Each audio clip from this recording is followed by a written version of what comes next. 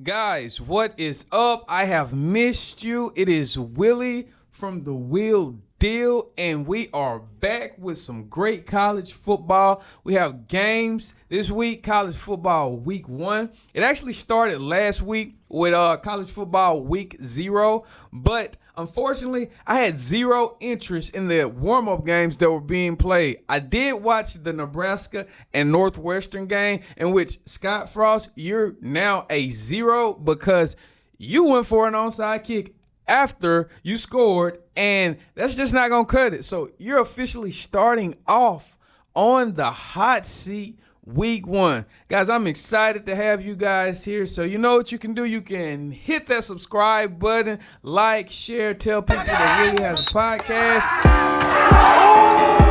Yeah. Yo, It's the Will John Parker Deal. Wilson, Julio Jones, breaks it. It's the Will Deal. He does not have the. Tell me when you good, if you real, is you gon' get me phone.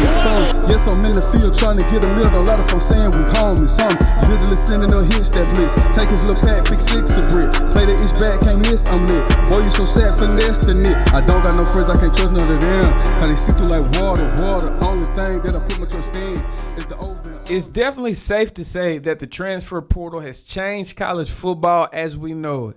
And I'm very excited to see how some of the quarterbacks perform this Saturday, preferably the USC trio, as we in fact have 2 of these former USC quarterbacks playing each other in Pitt's Keaton Slovis and West Virginia's JT Daniels. But wait, JT Daniels played somewhere else last year too, didn't he?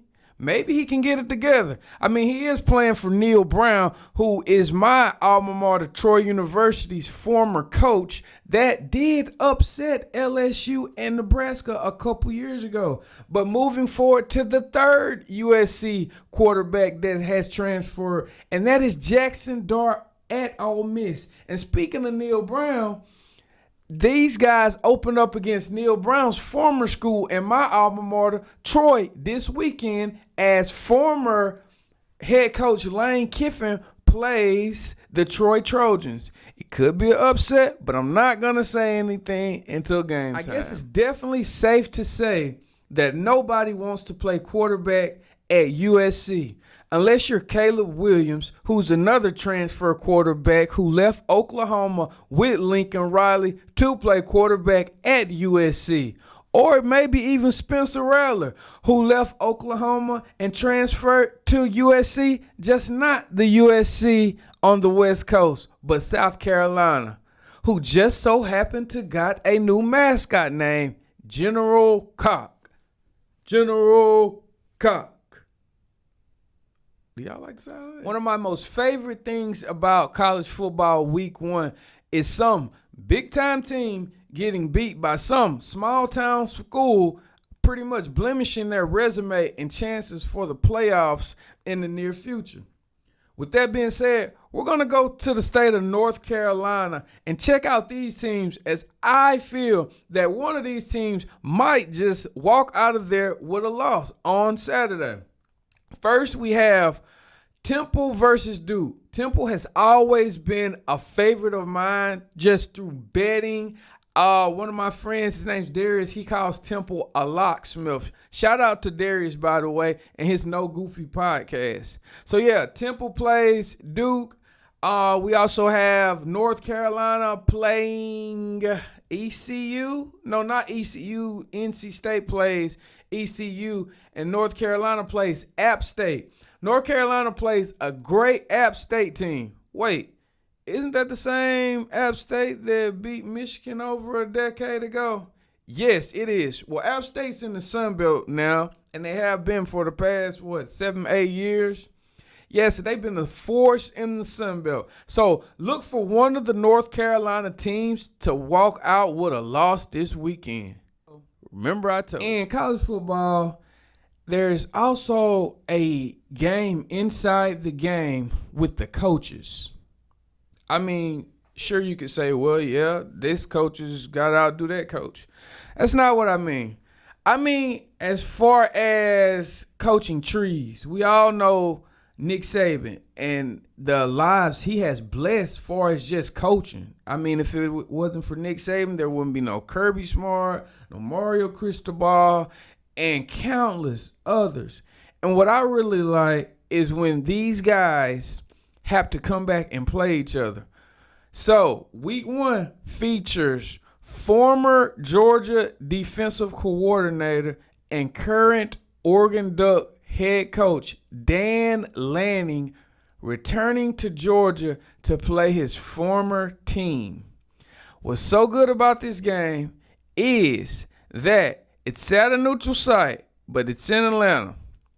And basically, I would probably say that's a home game for the Georgia Bulldogs, but I'm pretty sure that the good, faithful Oregon Ducks fans are going to make the trip down to Atlanta. If I'm not mistaken, Georgia is favored by 17 points, and I expect them to cover, but I do see this game going under simply because of the style of play that Kirby Smart and the Georgia Bulldogs play. You know, they're old-fashioned, like 2012, 2013 Alabama style. Basically, Kirby just replicated Alabama. Not throwing any shots at any Georgia fans, but I mean, this week is in their opener. To be completely honest with you guys, I see no way possible for Cincinnati to squeeze out this win against a very tough and physical Arkansas rushing attack.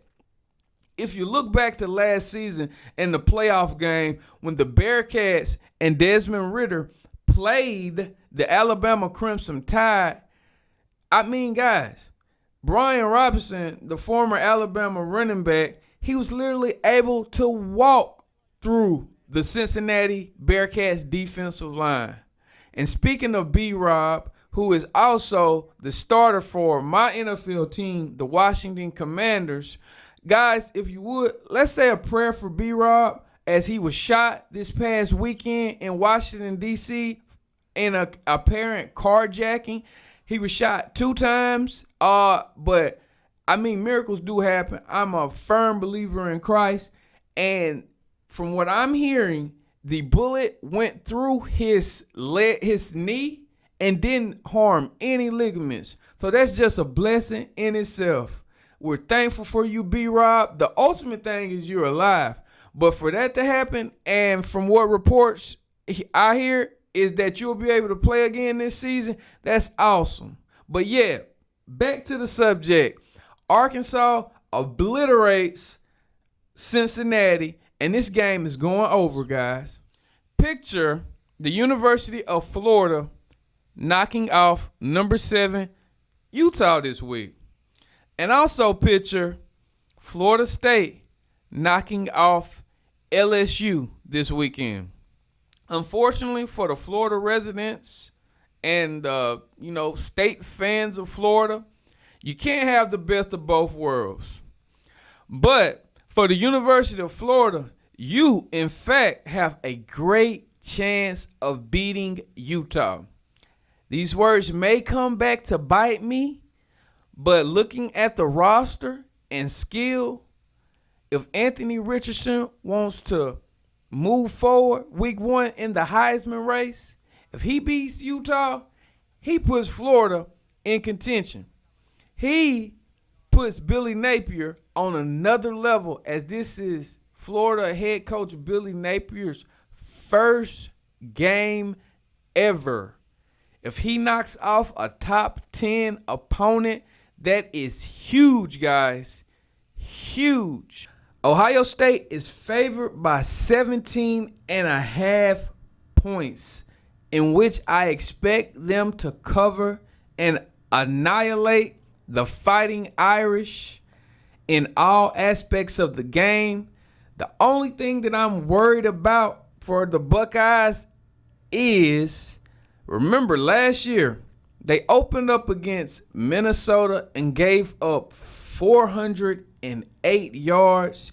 And the next week, they played Oregon and gave up almost 500 yards, if not 500. I remember C.J. Verdell and the quarterback that's in the league now were having a feast on the Ohio State defense. Ohio State, you have the offensive talent. You have a Heisman front runner, undoubtedly, in C.J. Stroud. You have an awesome running back. You have, JSN, a first-round receiver. Marvin Harrison Jr., a first-round receiver. Let me know about this defense, guys. No cap. No cap. We need to know, is the Ohio State defense ready? Or are we going to see teams constantly pound them and pound them and pound them like Michigan did last year, and Oregon and Minnesota and everybody else? That is the question that we will find out Saturday, and that will determine if Ohio State is the king in the north. Okay, so I can't end this podcast without giving out a couple locks. And if you want an early lock, here it is. The Tennessee Volunteers shred the 35-point spread with the over this Thursday versus Ball State. If you just want to be a safe bettor, go with Alabama with the points first half. Guaranteed. Guaranteed lock of the week. If this comes back to bite me in the patootie, then apologies. But I see Tennessee obliterating the Ball State Cardinals this Thursday, and Alabama covering first half. But yeah, as always, Mike Leach plays Memphis, and Memphis isn't a bad team. They have just as much talent as the Mississippi State Bulldogs, and that is my official upset of the week. Memphis over Mississippi State. Thank you, thank you, thank you. They try to copy me, they try to steal it, try to run off of my image, but it ain't no stopping me. Some people, they feel it, the way that I'm willing and dealing. I'm back with the podcast, I'm back with the stats, the facts, can get some cash, and that's how the biggest game. I woke up today and caught a little parlay, but I need